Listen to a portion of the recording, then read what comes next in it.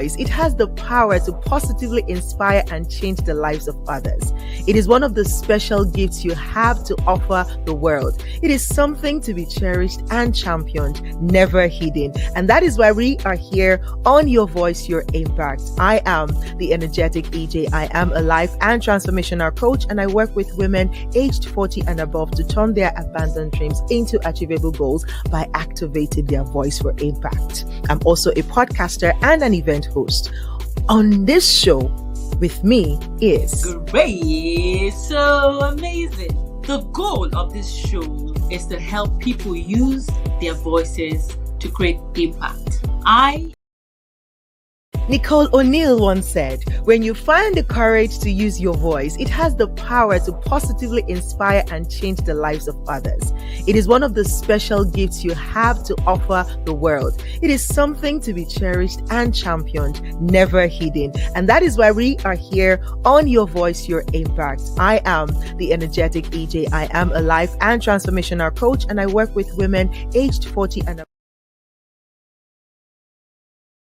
Nicole O'Neill once said, when you find the courage to use your voice, it has the power to positively inspire and change the lives of others.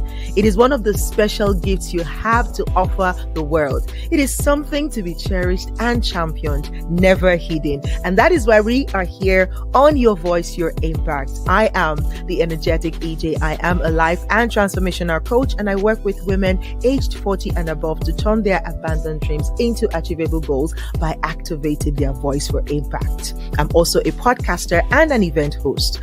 On this show with me is Great, so amazing. The goal of this show is to help people use their voices to create impact. I am a physicist and a life coach.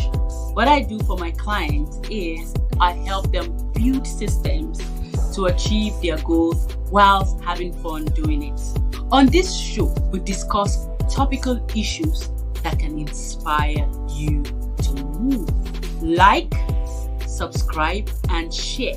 Welcome aboard.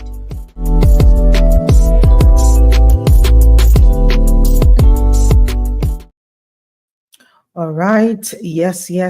Like, so what is going on? Can you hear me? I don't know what's going on, but if you can hear me, let me know. I'm going to add Gracie on. Let's see what's going on. I don't know what's going on, but can you hear me? Yes, I can hear you. For some reason, my camera stopped working. Yeah, my camera stopped working. Oh, not today, Like, not today. do you understand? Do you understand?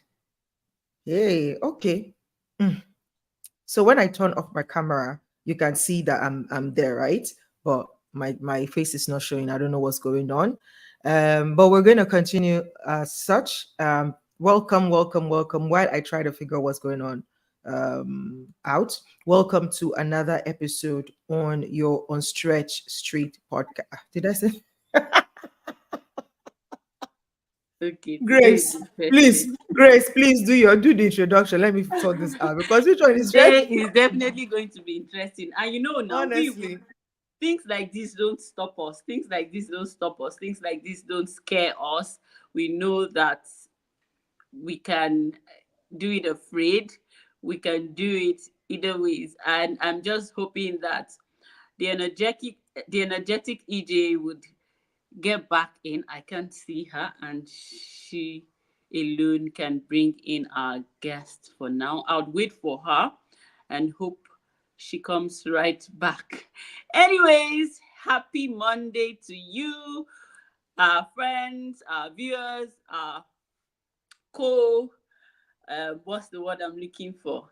Today is definitely going to be an interesting day, and I know this because who we have as our guest today is someone that you really want to grab your popcorns. You want to call your friends to come and listen to her story. Today, this September, we're going to be talking about founders, their stories, and who they're impacting. I'm hoping that the energetic EJ would jump right into this live so that we can get our guest into the studio. I'm going to wait for her for some minutes because all right, she's Yeah, here. so So if you let's can I think hear we should me, just we yeah, should if you just can hear me, bring I'll bring our guests in and then you can start the conversation while I try to sort out the video thingy. So thank you guys okay. for joining us today. Our guest is in the building, Princess Adeyinka. She's in the building and she's ready to rumble. This I think you can even technicalities. leave it like this, or better still, you can also use your phone to pop in.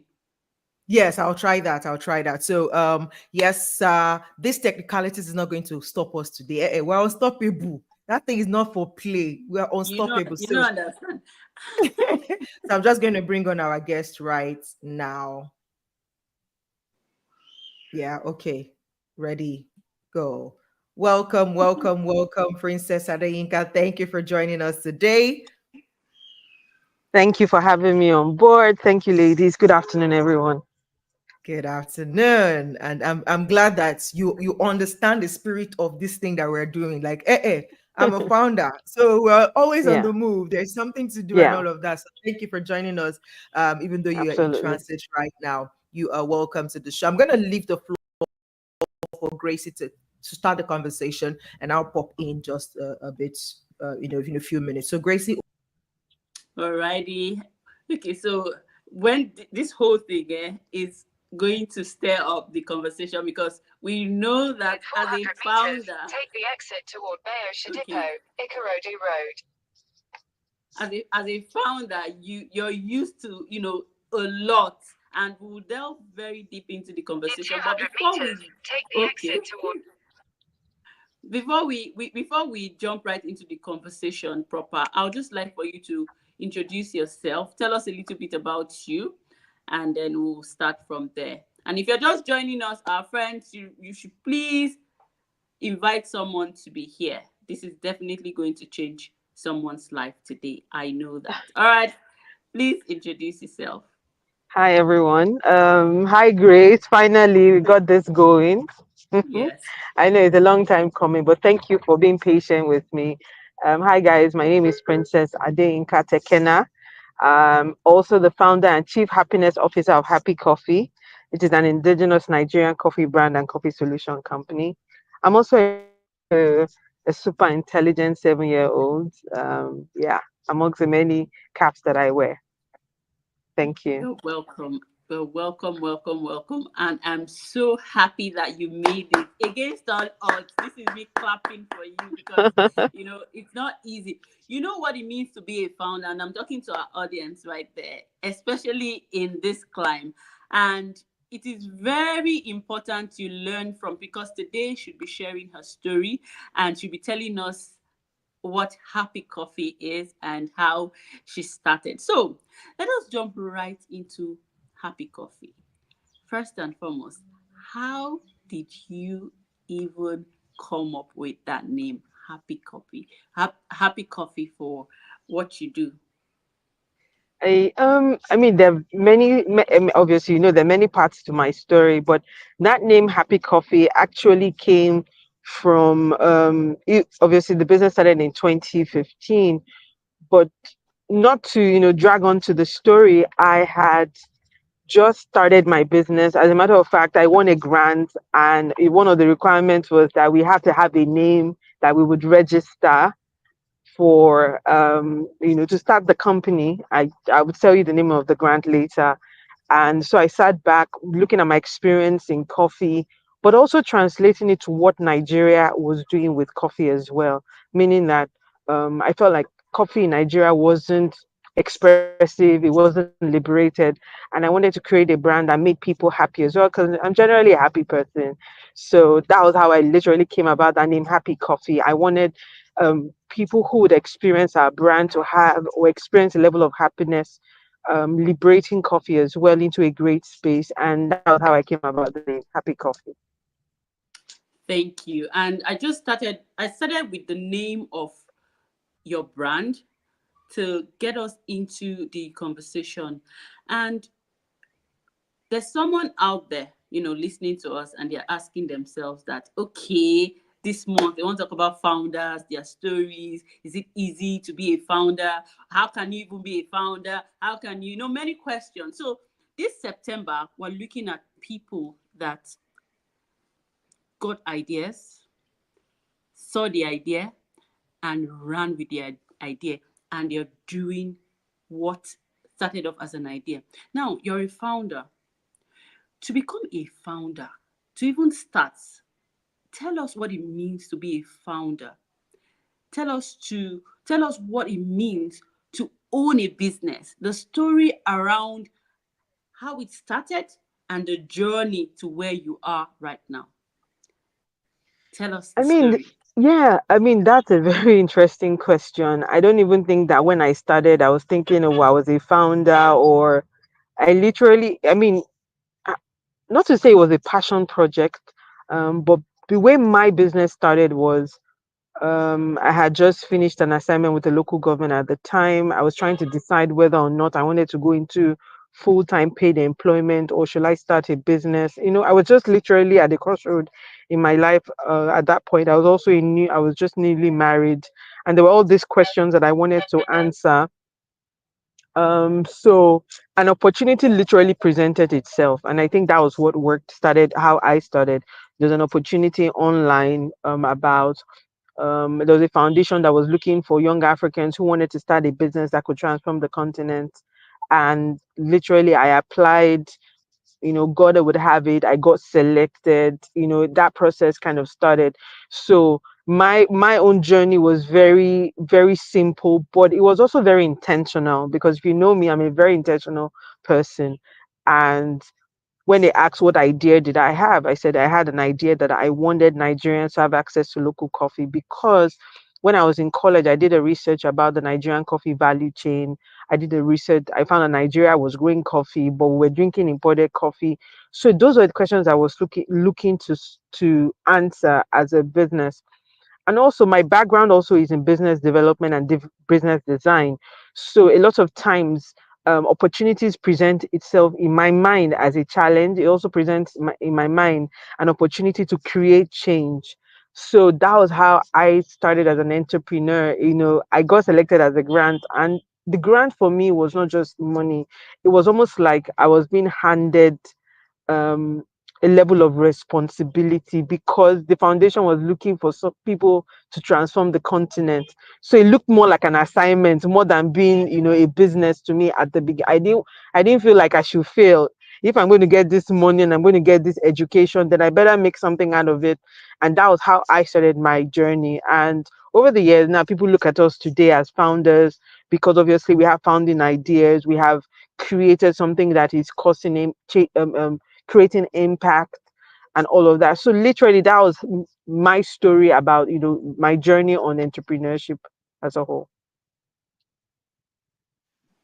Thank you so much. And you know the interesting thing, maybe I should even let me tell you what happened. We're on the show. The last person we Sam Harvard, we were talking, and I said something that you said. That's how much I've learned and I'm learning from you.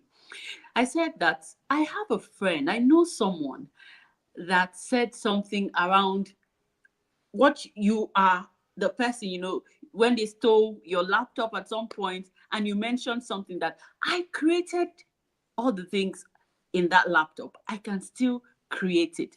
Now tell us, you know, there's something I know about you, but I want to hear it from you. Your passion, your consistency. My goodness, where did you get that from? Where did you get that from? Please. I mean, tell us, just tell us where you got that from. It's very funny because I just left a meeting before I jumped on this call, and I was just meeting the guy for the first time, and he said something very evident about you're very passionate, and that's just, I guess we all come to this world with different characters or um, and I also think that maybe my life's journey, I've also been through a lot of challenges. I've lost, people along the way. I've seen how your life can be changed in the twinkle of an eye, literally. So, and one of the things that I learned from my late father was whatever you're given to do, do it well. I'm also a student of, the scriptures as well, that whatever you find to do, do it well. So I literally just embed that that knowledge. Whatever you do, there's no point taking responsibility, whether it's love, whether it's life, whether it's business. Everybody knows me that if you hand something over to Princess, she's going to get it done and get it done well. And I've lived by, we all have principles that we live by, and I guess that now translates to passion. So when you meet me, one of the first things you realize is I do my things very seriously. So maybe people call it passion, but I just see it as being serious about it. I'm very serious about everything. I'm serious about life. I'm serious about everything that I do. And that's how it translates to passion. I. That's what people see. Yeah. Over to you, the energetic. Do you have questions for our guest? I am so sorry that, I've been in and out of this conversation. Can you hear me? Yes, we can. Okay, because it feels like my video is breaking in a way. I don't even know what's going on. The whole studio went blank on me. I'm so glad it didn't cut off the mainstream. But yes, thank you so much for the question so far, Gracie. Like she said, where I think I missed the part where you were talking about how you came about the name Happy Coffee. My question in that regard would be that what was it? Why coffee? Like you said, I think I heard you when you said in Nigeria, coffee was not a thing. Why did you choose? Like, why? We don't even drink coffee like that in Nigeria. So, what was the inspiration? Like, why coffee? Okay, so two things. Actually, I'm going to bust your myth. We do drink coffee in Nigeria. We just don't drink coffee the way the world drinks it or the way the world knows it to be. Like a cafe culture, but we do drink coffee. I mean, if I've been in business for 10 years, it only signifies one thing, that somebody is drinking the coffee. So definitely there is a coffee culture in Nigeria. It's just not visible. Why coffee? And that question says, if I'm to be paid for every time I ask that question, by now I should be like Dangote, very rich. Yes, it's very interesting. It was a book I read. I can't remember the year exactly, but a friend gave me a book, and the book was about Howard Schultz. That was the founder of one of the biggest coffee brand in the world, Starbucks. And that book was about how he started, his challenges, and it was called Pour Your Heart Into It. My dear sister, when I read that book, it ignited a fire in me that I just told myself, in my future, if I ever had to do a business, it would be in coffee. I didn't know what it was going to be. I didn't. It just left that mark in my heart and in my soul. And fast forward to 2015, I'd moved back to Nigeria. I schooled in America for a minute. A story that if I ever told you, you would think I'm lying. I was homeless. I was I was everything in America, but I had my own experience. When I finished, I took a one-way ticket back to Nigeria. I said, see, I'm going back home to my own people. Let me come and put in my quarter in. And then fast forward to 2015, the Tunelimelu Foundation came up with a foundation for young Africans who had an idea. I applied. I got selected as the first 1,000 young Africans to receive $5,000, which was 1 million naira at the time. And I got training, entrepreneurship training as well. And I'm here 10 years down the line. I'm still here. Life, thank God. I'm still here. That is so beautiful. Look at that. I think one of the things I want to draw out from this particular story you just shared is, first of all, the power of books. Now, you might not be able to afford to live abroad. You might not be able to afford maybe some level of education, but if you can afford to read, then there is hope. There is a way. There is, like, you're not excluded. So whatever you think is that makes you a disadvantage is almost yeah, it almost non-existent in a way, to an extent, because I mean, look at that. You read a book and it ignited a passion in you, and here you are 10 years after making a difference. Now I want to come in from the angle of health, right? And as a founder, I think one of the things that you get thrown at always is questions like, why are you doing this? What's the reason behind this? What's the inspiration behind this? Why should we do this even as a team? Why is this our values? Why are these our values? Why are these, the things that we stand out for? When it comes to the health part of coffee, we've heard a lot. I'm not so much in the health space like that. Maybe Gracie can help here. But we've had a lot of caffeine this, caffeine that, and all of that. When you look at that from that angle, what have you found 10 years in? What have you found about, the health benefit or disadvantages of coffee you can speak to from your experience working in the coffee industry for 10 years? Thank you. That's a very, very interesting question. Even though I'm not a health practitioner and I don't try to talk about the health functions of coffee, what I know is there are a lot of myths around coffee, and it has to do with education. There's caffeine in tea, there's caffeine in Coca-Cola, there's caffeine in cola nuts, there's caffeine in many things that we have access to. But unfortunately, a lot of bad publicity has put coffee in those boxes that people begin to question. For example, you go to your doctor and your heart is palpitating, they'll tell you don't drink coffee.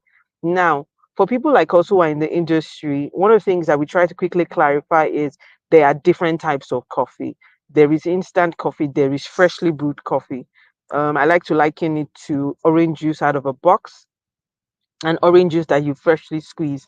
When you freshly squeeze orange juice, there's acid in it, but it's not as concentrated when you drink it when it's stored in a box that has to stay on the shelf for 1 year. There are chemicals attached to it, and what that does is it creates different. So some of us cannot drink coffee. Sorry, juice out of a box because of the acidity level and the chemicals. So we prefer to drink our juice freshly squeezed. It's the same thing as coffee.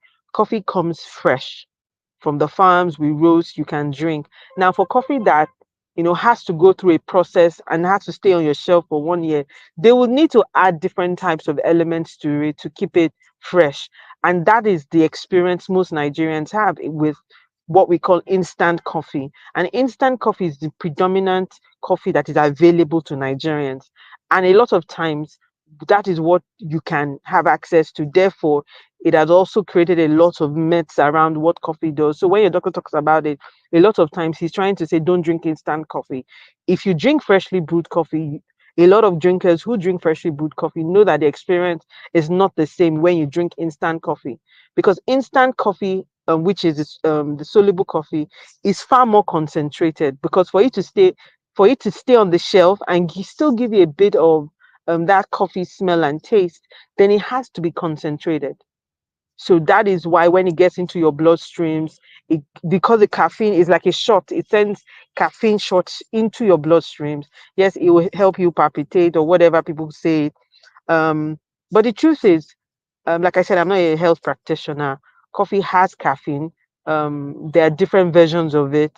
I always just tell people when you want to drink your coffee, drink it fresh. You can limit the amount of coffee that you apply to your hot water and all of that, and that will still give you a balanced drink. Yes. Absolutely. I love it. You couldn't have answered that question better because, again, in that, you have sort of educated us around coffee. And I can literally testify to that because, I have coffee here. Okay. She's frozen, I guess. Yeah. Can you hear? I Yeah, mean, okay. can she hear us? And the No, freshly I brewed doubt one. I doubt if you can hear us. And then I would move to the next question, the question that I'm sure most Nigerians are asking. You know, what is it like doing business here in Nigeria? Share, tell it all. Oh God. Um, I think that question. How is it doing business in Nigeria? It's. Let me start it. Let me speak to my journey, because we have all have different experiences. It was very it's a very intense journey. Being a founder or being an entrepreneur in Nigeria is quite intense. It requires a level of patience. It requires a level of persistence. It requires a level of belief. It requires everything. It's literally a bundle of everything, because we are in an environment that is not. Let me start to say this. Excuse me. First, one of the things that I really think when I think of businesses and entrepreneurship in Nigeria and across Africa, based on my experience, is the world or the continent or our country wasn't ready for the emergence of the amount of share entrepreneurs that is now visible in the space. About 15 years ago, the amount of entrepreneurs that we have now, and it's like a child coming to your life, but you did not plan for that child coming. So there are no infrastructures that support the growth of entrepreneurship, as we're literally scrambling to hold on to all these entrepreneurs that are coming out from every corner. We're literally birthing a new nation, and people were not ready for us. So that also tells to the level of infrastructure that was made available to us as entrepreneurs. Whether it's, I mean, if you go to advanced countries, before you start a business, you can go to the business bureau.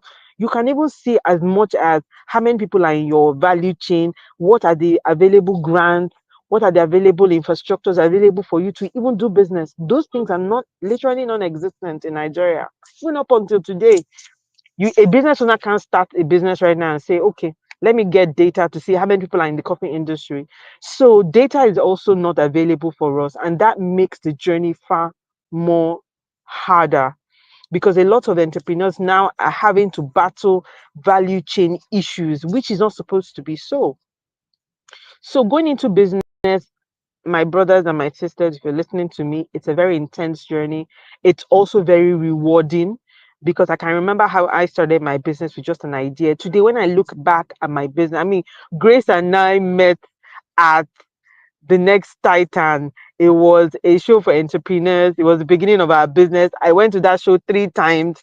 I still did not make it to top. I made it almost to the boot camp. I still didn't make it, but here I am today.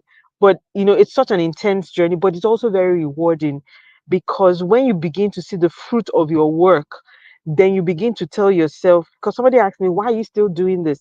I said, because I believe that if I stay still in this coffee industry and everything that I said this coffee industry will do, if I keep at it, somebody one day I'm going to get to the table of the person that's going to say, yes, we're going to do this.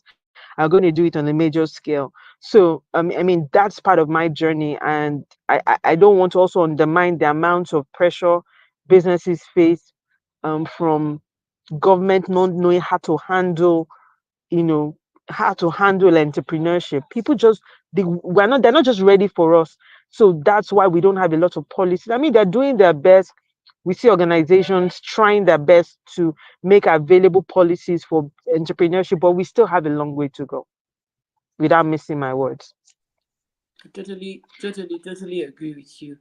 We have a long way to go. And I don't know if by chance someone from the government would bump into this video. Please, you guys, make it easier for our business owners, Yeah, because I remember reading something about America, and it is a clear case of the entrepreneurs made America what America is today. yeah, So if only our country can help entrepreneurs, at least if not for anything, create an enabling environment for um, entrepreneurs, I'm sure our country is going to be better for it. And there's something I truly like, there's something, despite all these things, I know that you love Nigeria. If there's anybody I know that loves Nigeria, you talk a lot about Nigeria, and please share the story around the trip you made to Taraba. And this is to speak to some of the things that we have in Nigeria that we don't even know about. It was when I checked your the article you wrote around that I'm like, so they actually grow coffee in Nigeria. And that's one other thing that we want you to speak about, so that some people would even know that here in Nigeria there are things happening in different states that we don't know about. So tell us what you have so far on this your journey. What are the things that you have discovered about this country, Nigeria? Let us put it out there. We're not all that bad, I guess. yeah. No, no, no. I don't even think it's a case of whether Nigeria is bad or not. I know that so one thing that I know is, having traveled Africa as well, because of coffee, I've had the opportunity to travel to other African countries. There's really something called the Nigerian spirit, and it's a very resilient spirit. I don't know how to explain it. We just have this thing that makes us resilient. I mean, I was telling my friend this morning when I went for my long walk, I said, can you imagine they just increase fuel and we're just behaving like, we're just behaving like, by now some people will be fainting in some, I mean, I've been to some countries where I'm like, where are all your cars? They say, they just increased fuel. I said, Nigeria, they're increasing fuel. We'll still be queuing for that same increase. There's something about the Nigerian that is very resilient. That's one. Then number two, this ecosystem that we have, I'm looking forward to a generation, and I'm hoping our generation will be that generation that will be proud of our country. Forget the leadership. The leadership is fine. I can't speak to leadership. Do you understand? Because it's easy to talk about leadership until you become a leader yourself. Then you really don't know the quality of the quality of leadership in quotes that you would dish out to people following. But let us talk about Nigeria as a country. Truly, when I went to Taraba, it was probably one of the hardest journeys of my life. It was so treacherous. It was during the kidnapping season, but I needed to go. I needed to go see farmers. I needed to put a face to some of the work that we were doing. And one of the things that I found out was we're truly blessed with resources like natural. They say it all the time, but when you experience it, we're super blessed as a country with resources. We just haven't been able to tap into those resources to create sustainable growth for us as a people. But those are some of the things that makes me know that if we get leadership right and we get the fact that we're Nigerians right as well, and we're able to put ourselves together as a country, we will do wonders. Because I've been to other African nations that have not a third of what we have, but yet they have found their own place. And I think one of the challenges we also have is because we're so also a lot, you know. Some people say Nigeria we're 300. I was telling someone yesterday, I said we're like 500 million in this country. We're not 200 million. We are more than that. We're like five. I'm sure we're like 1 billion. He was laughing, but we're so diverse and we're so many that to put us together, align us together, it's going to take some work. It's going to take some work, but it's doable. Absolutely, absolutely, it is doable. Thank you so much for even bringing that perception in and articulating the fact that we have that resilient spirit. And it is just true, and that's why we are everywhere in the world. I was Yeah. having a conversation with somebody, and I'm like, if you go to Mars today, there is every And tendency that there's already a that there's a Nigerian there. Nigerian there. Absolutely. Totally agree. Because we can move it, we can just find our way. We just, like a Nigerian would say, just drop me. I remember when I was coming back home as a young student, and when I graduated from school, I took a one-way trip to Nigeria, and I didn't even have money because I just finished. And the guy was like, oh, then they just call me Yinka, this ticket is going to take you to Abuja. I said, Oga, drop me in Sokoto. As long as you drop me within the borders of Nigeria, I'll find my way home. Don't worry You yourself. I'll find my way home. Wow, wow, absolutely. And that's the beautiful thing about us, that I feel like if we truly harness the power of media to showcase that, it would, I mean, it's a lot, like you said, because we are plenty. It feels like it would take a long time for us to maybe cross correct some of the bad media that we've already enjoyed, both Yeah, solicited and unsolicited. is But the it? truth is, if you look at every industry in the world, if you look closely, there is somewhat a Nigerian there in the place of, like, in the roots of it, making things happen. Absolutely, But we just don't have absolutely. great media. And again, this is one of the things that we are doing here at Your Voice, Your Impact. I know it's a very tiny platform compared to any other platform out there. But again, it's like, if we come to terms with the idea as Nigerians right here to say every voice counts, every person counts. So it gives opportunity for us to say, see, wherever I am as a Nigerian, I would represent, I would be the light, I will shine my light and make a difference. Even though I am the 0.5% in that vicinity, I will still shine my light. Imagine if we all grow with, I wish we had like a vision like that as a country, so that we are Yeah, representing with a kind of mindset everywhere we go. It would have made a difference. But I'm hoping yeah, that with works like us, like what we do here, and with founders like you who keep pushing the narrative of a blessed Nigeria, of of an industrialized Nigeria, that will be able to make a difference in one way or Absolutely. Thank you.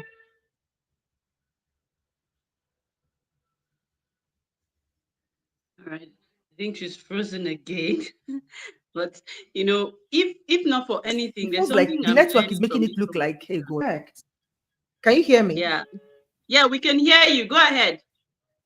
Yeah, go ahead. We can Okay. hear you Please go now. ahead. You wanted to say something. Please go ahead. Because I think my network Yes. is misbehaving. Yeah.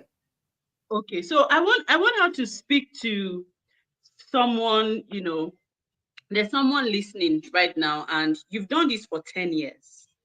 Did you get to that point where you told yourself, look, I think I'm done. I'm done. I'm so done with this. Tell us if you ever got to that point, but you're already shaking your head. You never got to that point. Now, okay, I got to you some just point was yeah. I never got to the point where I wanted to stop Happy Coffee. I had my own journey that truncated some of our progress in terms of my mental. I mean, we've been trying to do this conversation for a while, but I kept telling Grace I wasn't ready because I was dealing with so many things. So I will have those days, but Happy Coffee just for some reason, and I truly thank God for that. That I didn't get to those points where I felt like dropping the work. I've had issues where I felt like I wanted to drop out of my own personal race, but not the happy mm, coffee race. Not the happy wow. coffee race. I've always believed this thing I just came out from a meeting and the guy was like, how can you have stayed on one thing for this long? And he just said, please, whatever you're doing, just keep believing. You'll be one day everything's gonna be okay. Same thing. Yeah. What would you say is that thing that is holding you that's making you hold on? Is there a thing? Have you found out that one thing that's making you hold on? I'm not sure if it's probably a combination of one thing, but this is one thing that I believe. Because one thing that I believe is Happy Coffee is a legacy project. Grace knows that after I've built Happy Coffee, my goal is to run for the office of the president of this country, and we need to be able to produce brands, businesses that young Africans can look at and be proud of.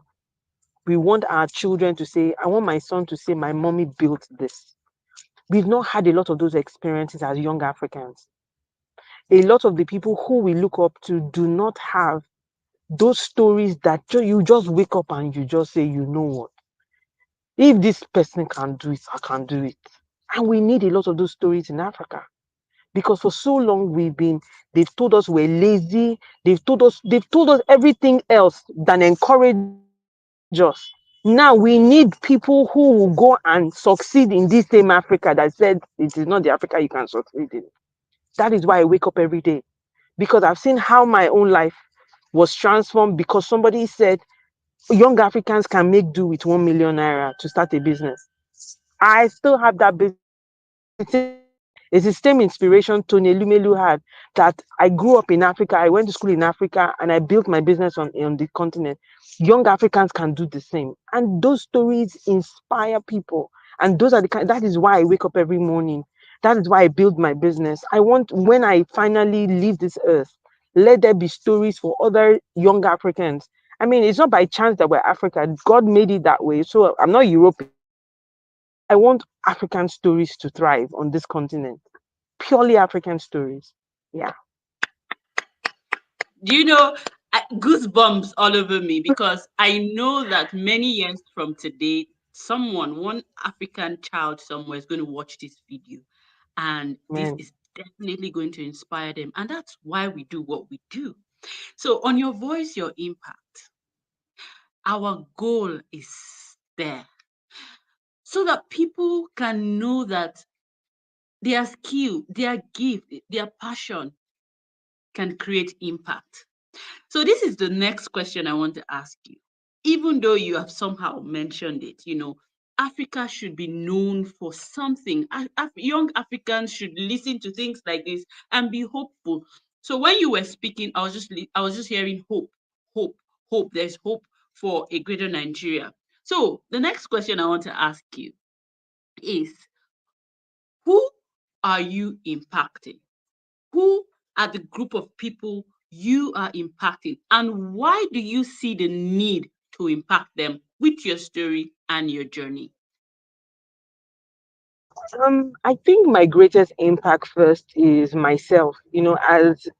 As simple as, I don't know if it's a simple statement, but I think I'm the first beneficiary of my own work and how my journey impacts me as a person. I mean, I remember when Grace and I met at the Titan, and it's been years. But I think I'm the first beneficiary of my impact. I am the first beneficiary of that impact because this journey also helps me to be a much more decent human being. Because on your journey, you meet people all the time. You're a part of people's journey. Sorry, I need to give my driver directions. You make a first right. Sorry, that's part of entrepreneurship. You are working and you're still giving directions. Because I also meet people, because I can tell you the woman that I was when I started is not the woman that I am today. I'm a far more confident woman. I'm a far more I'm much more decisive. I'm also much more inspired. I'm much more passionate about what I do. So for me, I'm the first beneficiary of the work that I do because it impacts me as a person.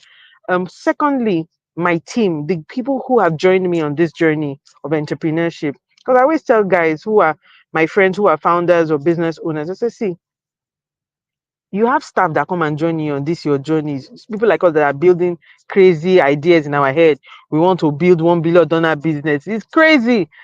And then you now meet people that want to join you as you are building this craziness.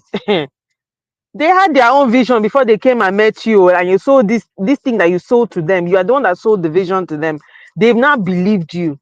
So you better be carrying them somewhere, unless you're carrying them to where you don't know.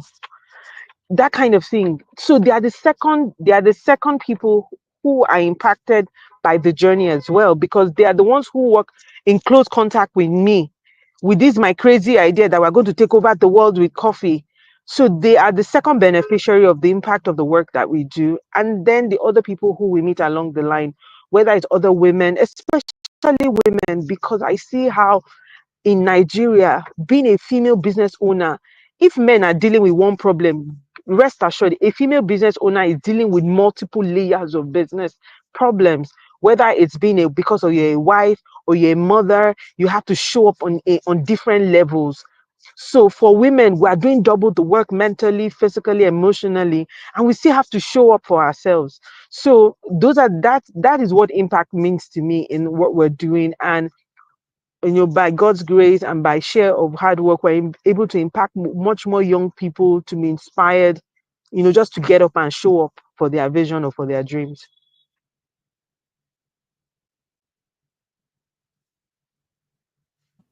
I love it. I love it. Honestly, it's so inspiring.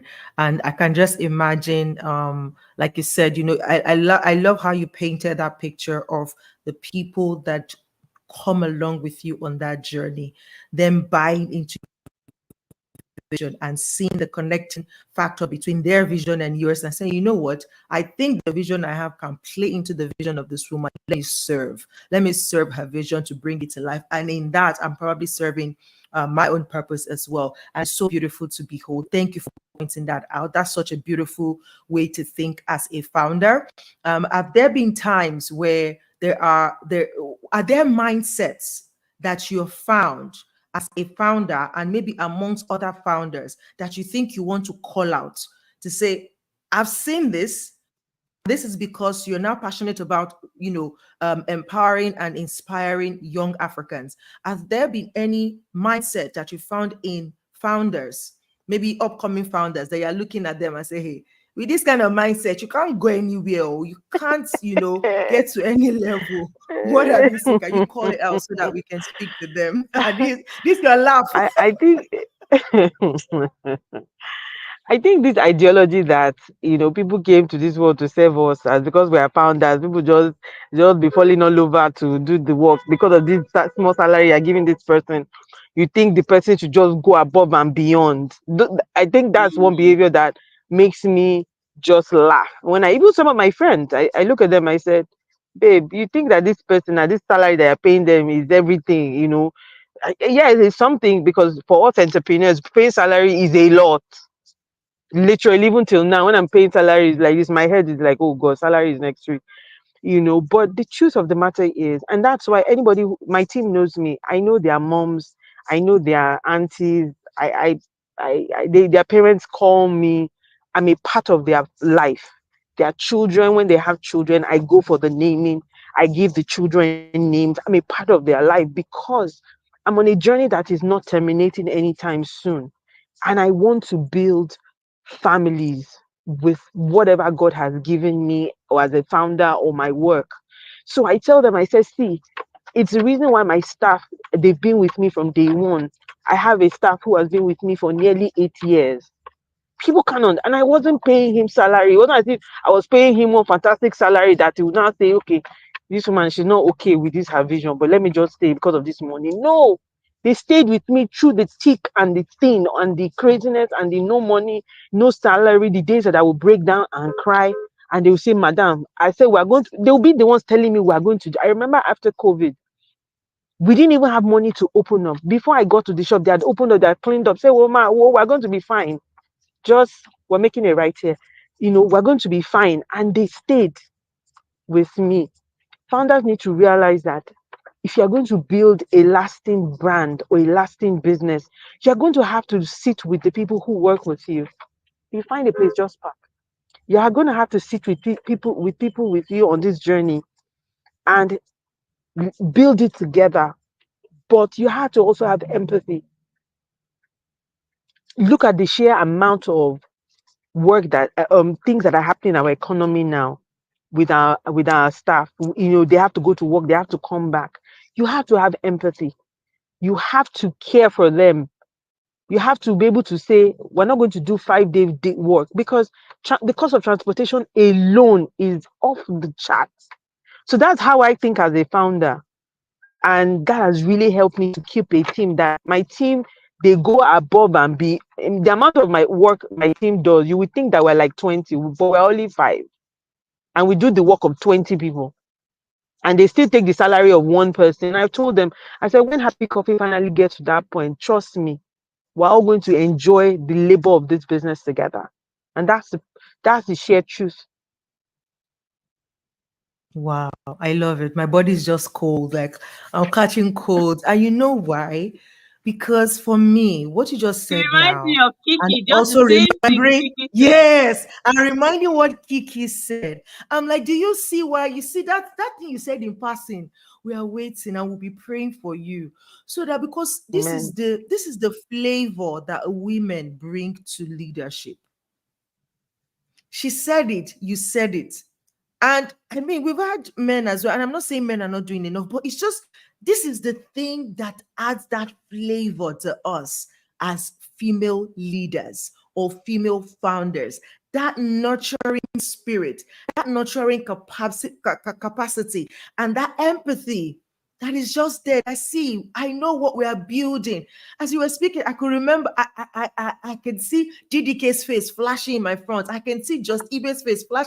Like these are the same, ethics that or they TMU carry along Archele with the Street. people, that is doing life with them and running this vision with them. Thank you so much. Like you are such a source of inspiration already, and we are like we are so excited that you found the time to come here. So thanks to Grace for that connect. But Grace, I want you to ask that final question because I need her to capture the answer so beautifully as we wrap up this session. Thank you so much, Princess Adeyinka, for all that you do. Thank you. And I'm praying that God's grace will continue to abide with you and your vision and your dream. You will continue to find those helpers of destiny that will help you carry Amen. it to full term. Thank you so very Amen. much. Yes, Gracie, over to you.